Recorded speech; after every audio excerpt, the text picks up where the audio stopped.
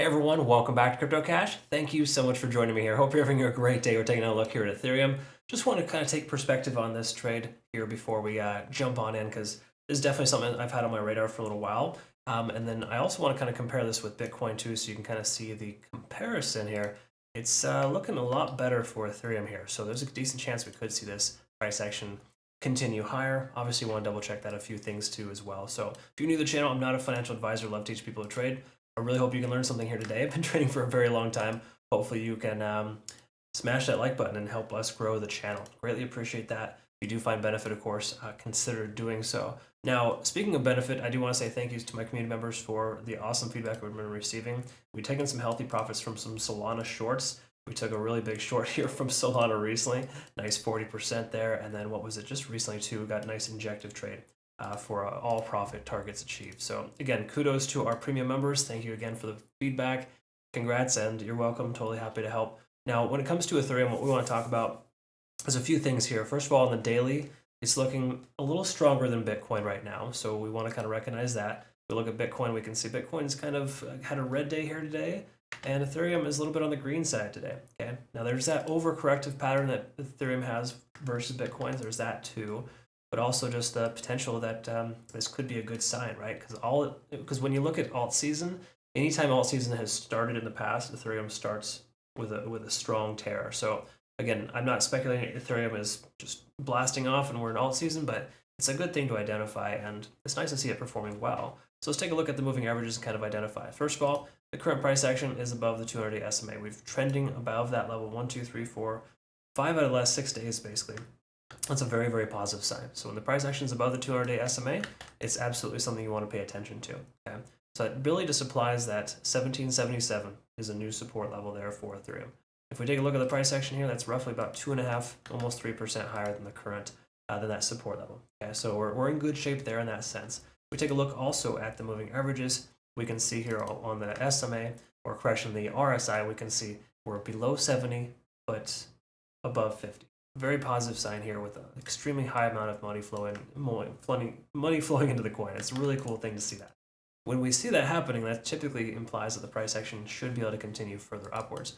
So again, we've confirmed here that the daily is looking pretty strong and pretty decent. We also want to take a quick look at the 4-hour time frame, and just before we move on to the 4-hour, just to note there is a pretty significant fair value gap between 1670 and 1750. Okay, so we do lose that 200 SMA. Price action comes down. Decent chance we'll at least wick into that fair value gap. Okay, again, fair value gaps aren't always immediately filled, but they are inevitably filled in the long run. If we can take a look here, we got some liquidity, of course, some upper side liquidity, where the price action might come up here to sweep for a double top, pull back, or it'll pull up and then use that as a support and continue higher. One of two things usually happen. I like to take shorts typically just above this level here, or potentially close to where we're at here, and average my price up, because the likelihood of the price surging above that, unless Bitcoin breaks out, is pretty low. Again, just going with the odds here on this one. So if we take a look at a few other things too, let's go ahead and double check the weekly high, low, open, close. We got our weekly close here at about 1790. That's a common retracement spot, but we can also see the price action has been treading above water right there. Okay, so it's holding above that weekly close pretty well. If we take a look at the monthly close, they were going to be in pretty close place just because the monthly and the weekly close, similar time frames. But still, in that range, we're above those levels. That's a positive sign. We take a look at the volume. We can take an understanding here that, of course, right there at 1790, right there at that support level, price action not going any lower than that is a tentative support level. Okay, and we take this and we compare this with Bitcoin. Say, for example, it's a similar scenario, but very different too. You know, it has a different feel to it. In other words, Ethereum is kind of jumping around a lot more, which it typically does. It has more range of motion than Bitcoin. But no, when Bitcoin sells off, Ethereum has been selling off fairly hard too. But these two are similar in a lot of ways, so it's important to recognize the correlation there. And me personally, I feel like Bitcoin's going to make its way down here in the relative near future. So I'm speculating a very similar scenario here as well, but we might see a liquidity sweep before that happens. Okay, so one of two things could happen. We either sweep the upper liquidity levels here and price pulls back, or potentially it bounces and continues higher. There's that too. Then a third scenario is the price coming down here to fill this sell side liquidity and then to ramp up again.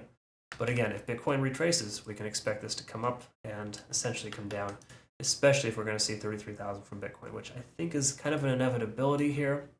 just based on the way things are moving with Bitcoin being overextended leading into the weekend. Never a great sign.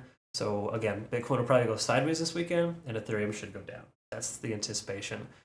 Or correction, Bitcoin will go sideways and then go down on Monday or Sunday night when the market's open, and Ethereum should follow suit based on its recent behavior.